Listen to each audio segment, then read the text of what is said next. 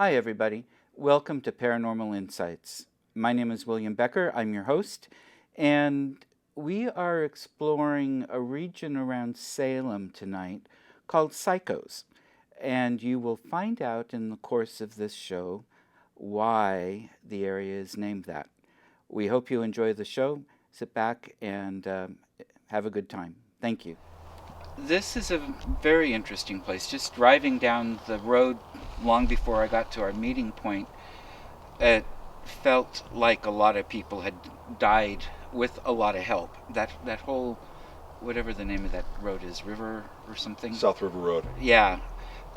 Felt like homesteading had happened out here, pioneer people. There had been some deaths that other humans had helped with those, as well as just through the years. As we came up here, one of the things that I felt around here too, and I made a joke about not being the human sacrifice, but I have a feeling that there has been some of, not so much human sacrifice, but there has been occult practices happening where perhaps animals had been sacrificed anyway. Okay. I don't know the history here really, so after we're done, I'm looking forward to hearing if I'm close. I did see a little guy poke his head up over a stump over there, an elemental, and he was with my own two eyes pretty fast. He's fine. Those kind don't scare me. Just kind of checking us out. Yeah. It's only the living that scare me. There are there's the energy of a lot of living people out here that are not nice people. And I don't mean the group I'm with. I'm just saying there have been so many nasty people out here doing horrible things that energy is still around. Okay. And I wouldn't want to be living out here by myself, not because of ghosts, but because of, I think, some of the living that come down here still. Okay. Sherry, Chris first told me about her, that she was underneath a tree, like a big oak tree, in kind of like, well, we have the oak savanna areas around still, the old valley oak savannas, where you have one oak tree in quite an open area, then another one further away, and it fit for the birds and such, the owls, everything, as far as their territories went. And it feels like she's under one of those trees in a field. I'm not sure if the field gets plowed or not. I've seen it with grass in it. I've also seen it kind of muddy. Okay. And it's a little further from here than one would think. A little bit more in the valley. It feels like it's a little bit closer down towards Corvallis for some reason. I don't know what that's about. And I haven't seen pictures of her. She's not real tall. Hair is kind of in between. I hate these vague descriptions, but my vocabulary doesn't always work right. Her hair is kind of dark blondish to kind of a little bit of brownish in there. Okay. A little bit of wave to it, not straight but not curly. I'm short, but roughly my height, maybe give or take an inch or two. Okay. Let me see, I see a blouse or top that fairly feminine, kind of shortish sleeves that are a little bit frilly. Kind of like she was dressed to go out, have fun. Okay. Party.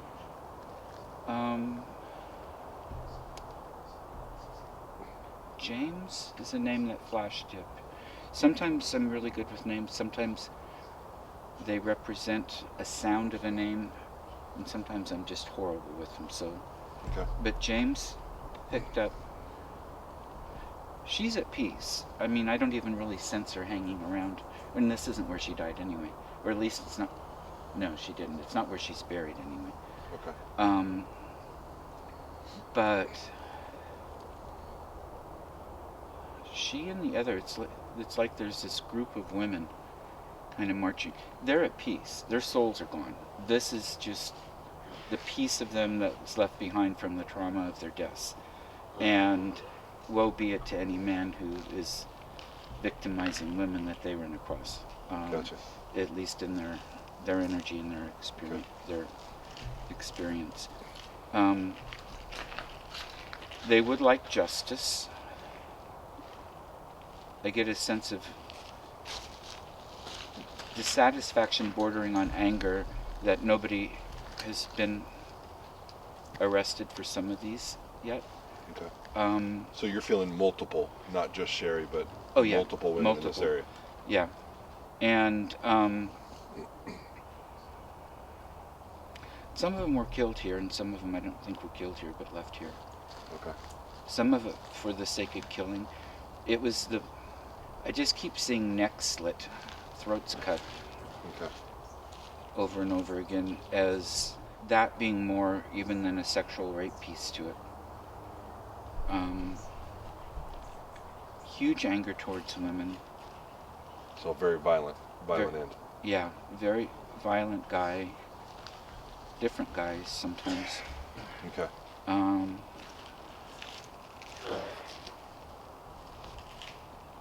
And you can feel the mentally unstable. Again, men. I don't feel so much with women unstable. There are a couple of women from an older time period that went a little crazy out here when it was more isolated. Pioneer days more. Okay. And some of the shock and tragedy that happened to them. Mostly it's men doing some pretty mean things. There are also men doing violent... Was there a serial killer killing men? Because I'm getting a sense of that too. Younger, late teens, early 20s guys. In this area? Yeah. Okay. We'll have to do some research. Yeah. See what we can come up with. I get a sense of, take them out for a little bit of a good time and then they disappear and never seen again. Okay. You, William. Thank you. Was that a footstep I heard over there? Is there anybody over there? No. No. Okay. Well, I think yeah, but I can't see with the light. Yeah, it's a little tough to see out here with this bright light. Yeah. So, William, yes. I'm now down here. Just if anything pops off, I'm right here. Okay. I just was curious because I heard a couple that sounded like footsteps, and there's somebody on the other side of the road that didn't want me to get closer. Let's see. I talked about the feeling that there would have been occult pagan ritual, perhaps with sacrifice, but it's certainly playing with it. The hordes, really, of dead, and especially the women marching or going together that had been victimized and left here or had it happen here. Also, the men, I mentioned that one already, because it all flows together sometimes. And it's interesting because I keep seeing a woman, and maybe more than one, that reminds me too much of a horror show. And when the dark hair is long and scraggly, a little bit wavy, the dirty, kind of torn, white, light-colored dress with the skin parchment white and the eyes bugging and kind of claw-like almost hands. Just so classic. And I don't usually see the entities that way. That's not how they usually show themselves. Do you feel that by us being out here, we're kind of stirring things up a little bit? Something's stirring things up a little bit. It feels like there's like a curiosity, just kind of like checking out what we're doing. And yeah, there has been that, and there have been noises. I mean, yeah. I guess the mic's even picking things up. Yeah, on the playback, I'm sure we'll hear it. Yeah, and so there's a lot here, and a lot of it's human, and a lot of it isn't. But the non-human isn't dangerous. It's just different. It's just non-human. It's exactly why it's one of our favorite places to come, because there's never a dull moment out here. Yeah. In fact, the non-human is the nicest of the bunch. They're far more balanced, and most of the human is either insane or the victim of insanity. Yeah. So there's the terror, because these people that were victims, it's not just like a quick grab and stab or something. They were living in terror for periods of hours, or in some cases, I think days, before they were killed. Okay. And I think a lot of the victims out here were tortured to a degree too.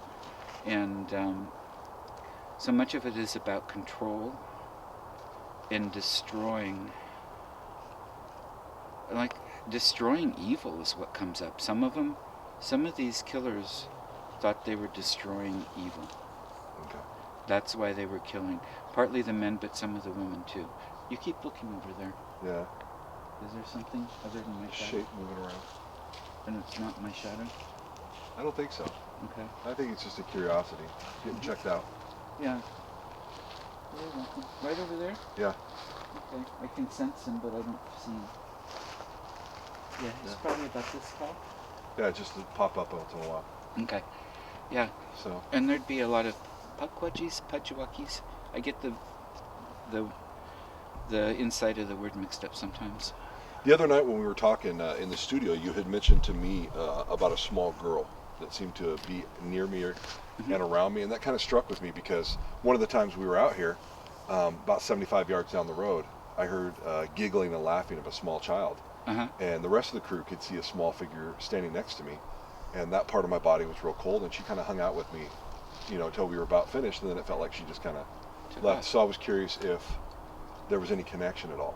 It's possible she came to visit. Do you have feelings of her or something everywhere? Not right now. I think right now I think the comfort level that maybe I established with whoever this was isn't there because there's new people. There's a lot going on out here right now. Right. Well, I was just wondering if you felt like she might be around you other places.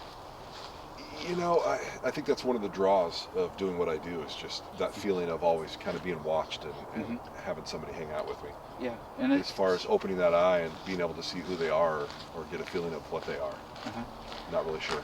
Yeah, I know what you mean. That's part of what I like. Is if you can have conversations and get to know them, that's the best part.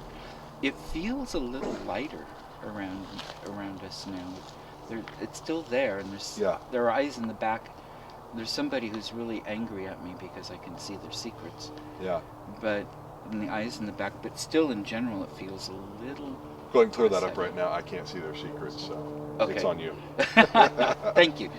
So, it's nice to know. That feeling of always having somebody around, I've always kind of attributed to, was it my little brother that was deceased, or, you talked about the small girl and the situation out here. Yeah. And I think life is so busy, just being out here in the dark where all my other senses are kind of dull being out here. Yeah, that makes a difference. It makes it more aware. So. And one of the things I'd suggest to all of you is when we leave, just making sure the ground rules are set and just telling them that they can't follow you. They have to stay here. You'll visit them here. They can't come visit you. Okay. Because otherwise, as connections are made, some of them might. Okay. And again, I don't think there's anything here that's... The energy is violent because of the acts that were violent and the insanity behind them. But I don't think they can physically do anything. Okay. But if people don't protect themselves, sometimes they can get into our minds a little bit. And so they know we're not here to cause harm. We're just kind of hanging. Exactly. Okay. And more interested in hearing their stories. And actually, that's one thing too: being respectful, not calling them names, not using derogatory terms. And I hope I haven't tonight. Okay. Sometimes it's easy to do without thinking. Not realizing the term is coming out that way. Okay. Anything else going on right now? Sally? Who's Sally? No idea. Sally has ringlets like that. She's a little older than the girl you were talking about. Okay. Turn of the century, 1910, somewhere around in there. She drowned. It's getting really cold. Yeah, she drowned. But she's happy. She skips around, and I think that's the name. Okay. Could be like a Sarah, but Sally is what comes through strongest. Okay. All right. Great. I think that's all I've got right now. Hey guys, I'm Kristina. Welcome back to another satellite interview for Paranormal Insights. With me today I have Rocky, the conference director for the Oregon Ghost Conference being held in Seaside, Oregon this year. So Rocky, just go ahead and tell the camera how you met William and what you think of him. All right. Any type of work you've done with him. Okay.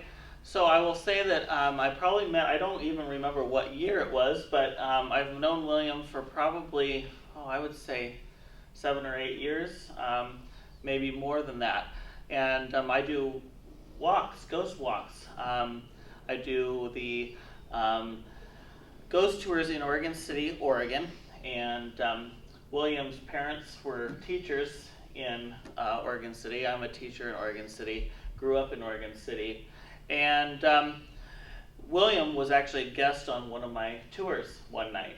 And he contacted me shortly after taking the tour, and we met and had coffee and got to talking. Realized that we both shared a history interest, a real interest in history, but also how history relates to the paranormal. Mm-hmm. And I think he probably went on another tour at some point. We really started talking about the history of Oregon City, but also some of the experiences over the years that he has had and myself.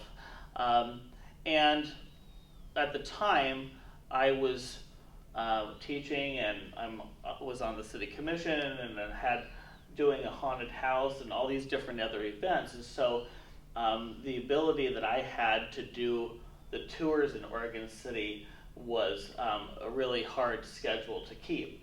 And so I had 2 different tours in Oregon City. One was the one up above near the elevator of the McLaughlin neighborhood in Oregon City, and another tour in the downtown.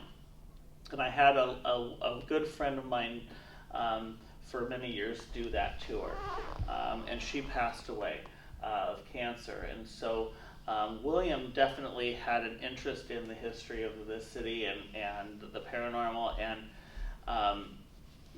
just knowing William and knowing his ability to tell a story and to connect with the history of a place, just knew that he was perfect to help do the downtown tours. And so for multiple years, William was doing tours in downtown Oregon City. That, of course, opened up the door to his connection with places like Coffee Rush in Oregon City, and where he's teaching classes now.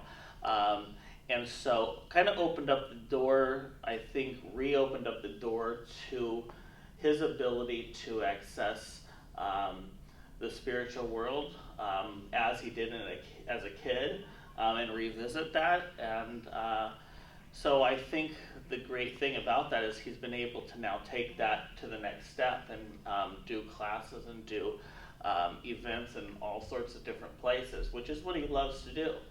And I just want to say that the community that he has helped build, actually, with the Oregon Ghost Conference, and the last couple years, because of all of the other things that William's gotten involved with, he's taken a little step back with the conference, but he helped build this. Mm-hmm. And the push that he really gave me, I think, to get the Ghost Conference started, because we talked about it. We talked about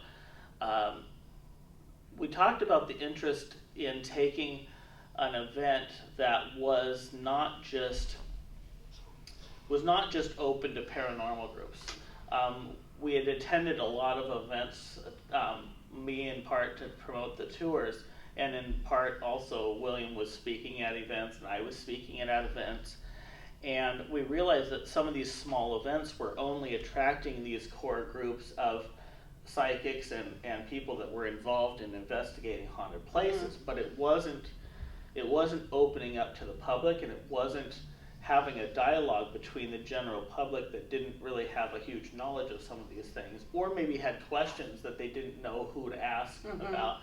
And so we talked about doing a ghost conference, and because of our connection and interest in history in Oregon City, we said this is the place. Oregon City is the place to do an event like this, and that's what started it. And I was kind of concerned about my ability to put so much effort into building an event because it's a huge amount of work. But William really was the push to say we have to do this now. If I would have had to take it on the first year myself, it just wouldn't have happened. I just couldn't have put that much time in it. And William stepped up and really said, we need to do this, and we did. And so that was in 2012, the first Oregon Ghost Conference. It was held 3 years in that location, the Pioneer Community Center, which also was very haunted. And across the street from the Ermatinger House, which is a place that William and myself have had a connection to for quite a long time.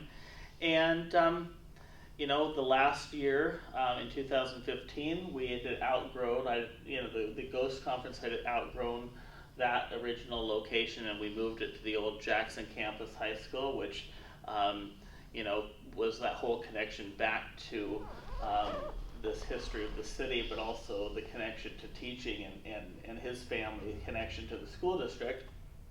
And, but we couldn't keep it there even because it was just a time for the Ghost Conference to move on, and bringing it to Seaside this year has kind of brought that full circle and has been a great success. Today's the last day. We're all exhausted, and it's been a lot of fun, and I've just had a great time. Now, what is your opinion of what do you think of William's psychic abilities? Well, I have given William a hard time for many years. And part of it is, I believe that everyone has an ability. Mm-hmm. I believe that everyone has some sort of psychic ability or some ability to have an awareness of things beyond just themselves. And I think most of the time we write that off to coincidences. Most of the time we second guess it. I definitely do. And as critical as I am of myself in terms of my overall psychic self, I have a really hard time believing people that say they're psychic. And it's kind of like what I say with ghost stories. I tell ghost stories, I tell people about my experience, I say I don't believe anyone's ghost stories except for my own, right? And it's kind of the same kind of thing. It's like, okay, if someone tells me they're a psychic, there's so many people that claim that, and that's such a serious claim to make, that if you can't prove it, or that you can't really show to some degree that it's real, it's very hard to have a buy-in and believe that. And I will tell you that many times I gave William a hard time saying, oh, come on. He would tell things, and I think part of that's because I can feel something, but I can't make that leap to say this is who it is, this is what they look like. And I can do it a little bit, but not to the degree that other people can. Mm-hmm. And so when other people do that, it's like, really? Okay, are you just standing there saying, well, yeah, I mean, I could stand here and say there's a man standing there and he has, he looks like this. But if we can't see it, it's so hard to believe that. So mm-hmm. Prove it to me, right? Can you prove this? And so many times when I thought William was just talking crazy stuff, he proved it. Mm-hmm. And I'll give you a couple examples really quick. One, and also kind of taps into my second guessing myself. I was doing a tour one night in Oregon City, and I stopped in front of the Ermatinger House, and I saw a shadow, or I saw a shadow figure across the street. And it was kind of in the corner of my eye, and I looked across the street, and it was gone. And so I just thought to myself, well, I don't know that I really saw anything. And walked a couple blocks down the street. We went to go get a soda, and I hadn't told William that I'd seen anything across the street. And William said to me, I think over by the house, I think I saw someone. And I'm like, what? And he says, I saw someone by the house. And I said, oh my gosh, we have to go over there. And he didn't know why I was freaking out. But we walked back over there, and I said, show me where you saw this person standing. And he pointed out where he saw the person standing. It's the exact same place I saw someone standing.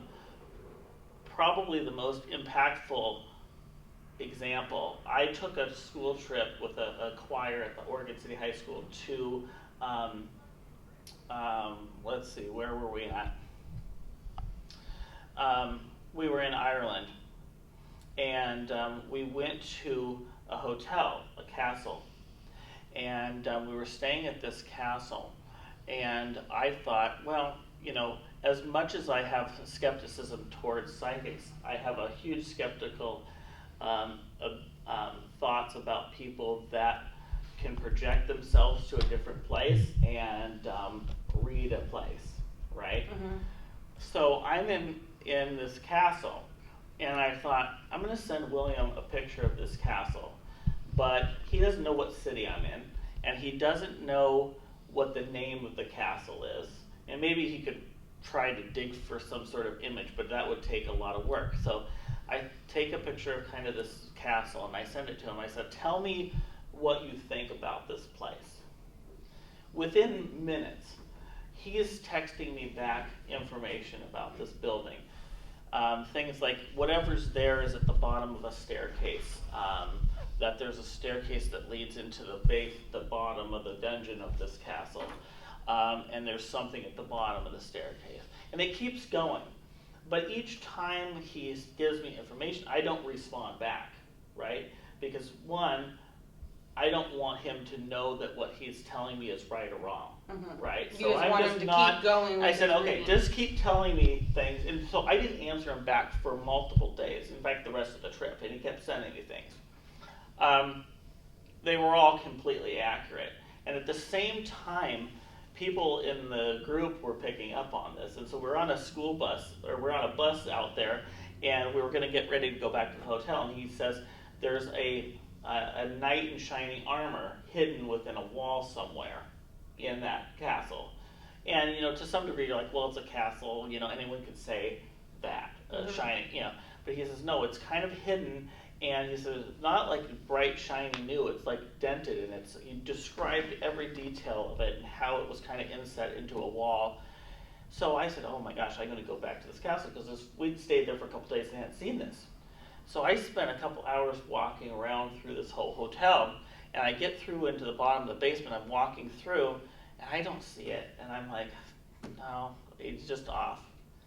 And something made me go just a little further into this hallway, and I turned the corner, and I was like, oh my God, there it is. I took a picture of it. It was exactly the way he described it. And when I got back from the trip, I told him some of these details about how what he was telling me was so completely accurate. And I said, you know, how did you do that? You didn't know where I was at. Did you somehow find the image? He says, what do you mean? Well, it turns out because wherever I was when I sent the photo of the castle, he never even got the photo. So the text of the photo never got to him. He was doing this completely just knowing I was in a castle, and that was it. Wow. I mean, I can't explain that. It just blows you away with.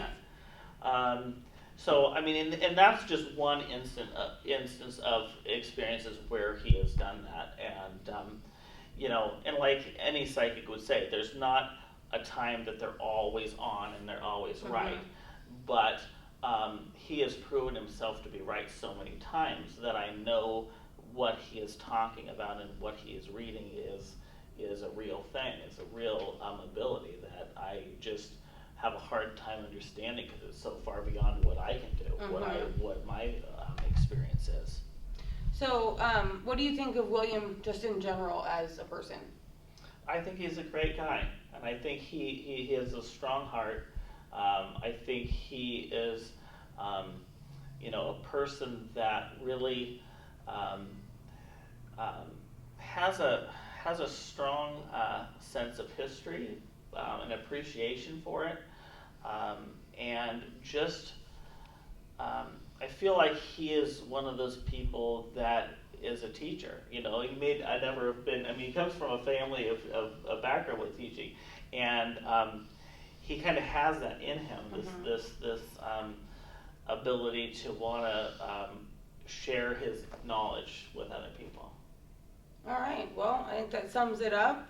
Again, I'm Kristina. We're doing a satellite conference with Rocky, the conference director for the Oregon Ghost Con here in Seaside, Oregon. Thanks, Rocky, for doing an interview. Nice to see you.